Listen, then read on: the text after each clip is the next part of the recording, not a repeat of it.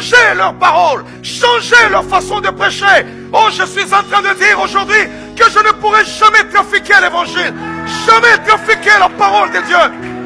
Jamais. Jamais. Je ne pourrai pas. Si la Bible me dit dans cette Bible, si je lis la parole de Dieu, elle me dit que tu n'hériteras pas le royaume de Dieu, que les pécheurs iront en enfer. Je dirai ce que j'ai lu, je pécherai ce que j'ai lu. Je ne changerai pas mon discours. Non. Il y a des hommes meilleurs que moi qui sont morts à cause de la vérité. Comment ferons-nous à la fin du temps? Comment pourrons-nous nous tenir debout devant Dieu? Le regarder droit dans les yeux.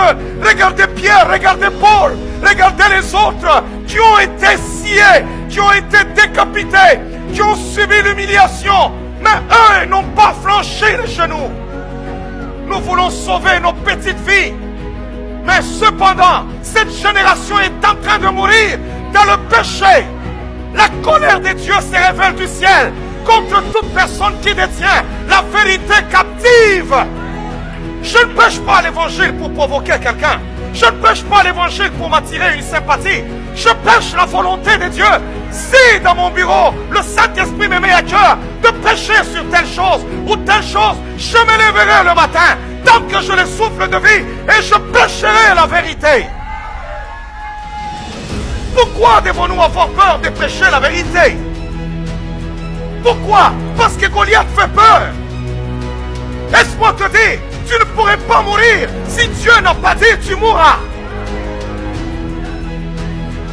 Aucun homme n'a le pouvoir sur ta vie. Seul Dieu a le pouvoir sur ta vie.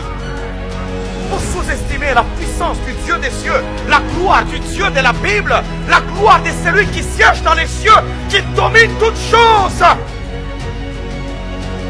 On a pris les apôtres, on les a fouettés, on leur a interdit de parler au nom de Jésus. La Bible dit aussitôt qu'ils soient sortis, ils arrivent à la porte du temple, ils parlent encore au nom de Jésus. Les prédicateurs de cette génération ont peur. Peur de prêcher la vérité. Peur de dire ceci. Les autres te diront même, écoute, tu vas t'attirer des problèmes, laisse seulement ça. Non, pourquoi je dois laisser seulement ça? Ce qui est écrit dans ma Bible, c'est ce que j'enseigne. C'est ce à quoi je crois. Daniel a été accusé, a été jeté même dans la fosse au lion. Lorsqu'on a cherché, on a trouvé que non, roi, il y a quelqu'un qui ne fait pas ce que tu as dit. On a dit, ok, comment est-ce qu'on peut l'avoir? On va fouiller dans les lois de son Dieu. Shadrach, Meshach, Abednego ont été saisis, jetés même dans la fournaise ardente du feu. Est-ce que suis-je meilleur qu'eux? Nous sommes comme des condamnés à mort, des gens que Dieu a saisis pour porter le flambeau dans cette génération corrompue, afin de prêcher l'évangile, pour que les âmes soient sauvées. La parole déclare à la loi et au témoignage. Si l'on ne parle pas, il n'y aura point d'aurore pour le peuple. Il faut que les gens qui sont dans les ténèbres écoutent la parole de Dieu, que Jésus-Christ est mort pour eux, que les pécheurs n'hériteront point le royaume de Dieu. Jésus revient bientôt. L'enfer est une réalité. Il faut que les hommes de cette génération, les jeunes gens de cette génération écoutent cette parole.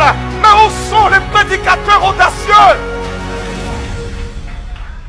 On a peur de Goliath. Lorsqu'il fait juste un pas, on regarde son aspect, on a vite peur. Nous restons là-bas avec un Dieu, on dirait des contes de fées. Non, mon Jésus à moi, il est vivant.